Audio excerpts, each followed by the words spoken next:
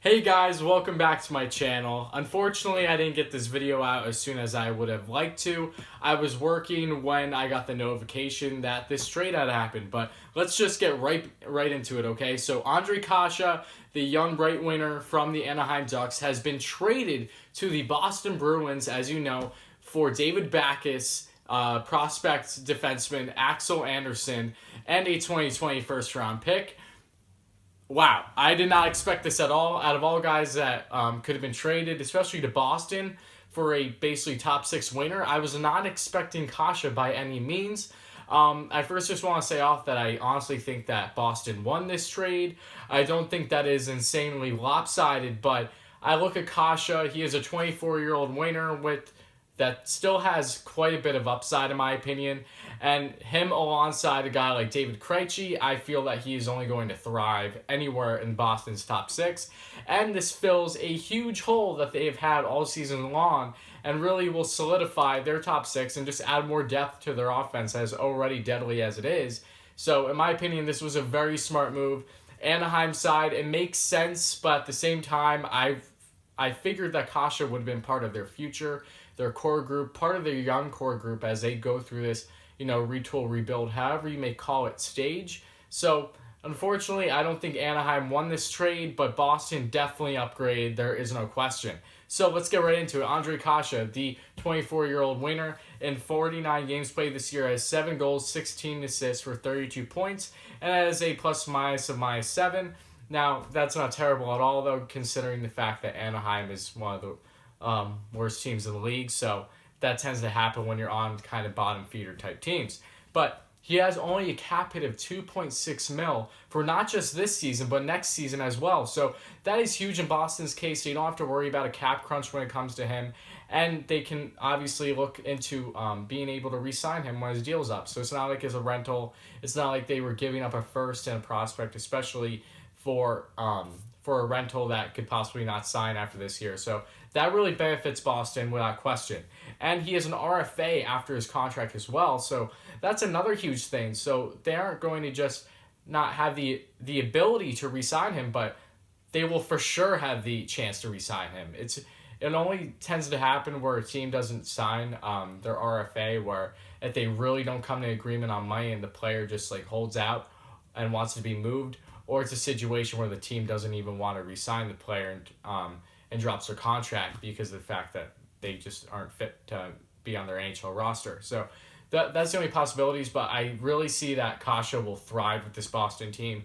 And now you also have to add in the fact that, in my opinion, I think this takes him out of the Chris Kreider sweepstakes. I could be wrong, but this is the winner that they've been seeking in their top six. So I wouldn't see why they would go for a Kreider when their winners are basically set now.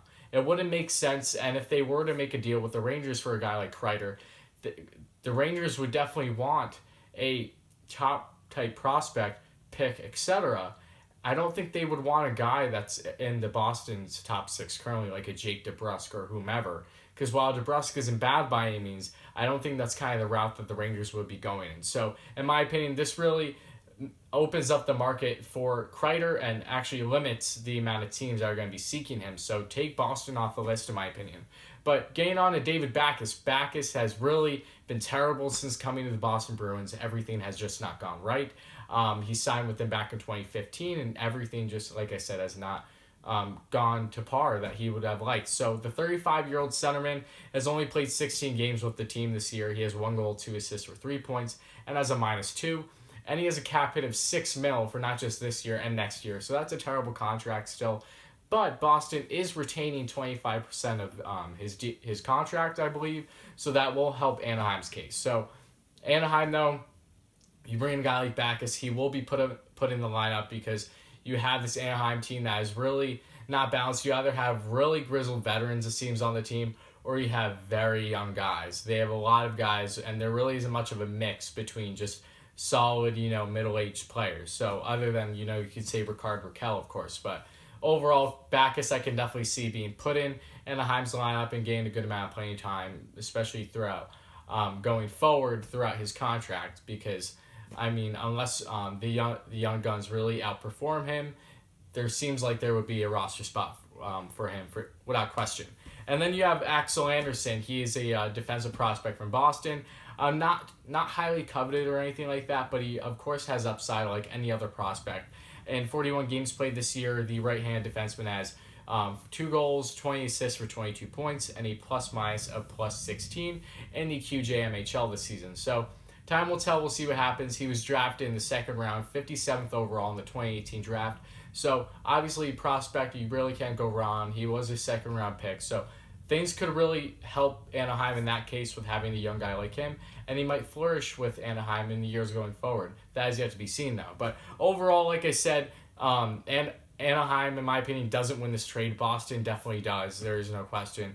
And you also look at Backes, going back to him, what he did while he was with Boston. Since signing with them, everything just went downhill. His first season, he had 38 points. His second season, he had around 30.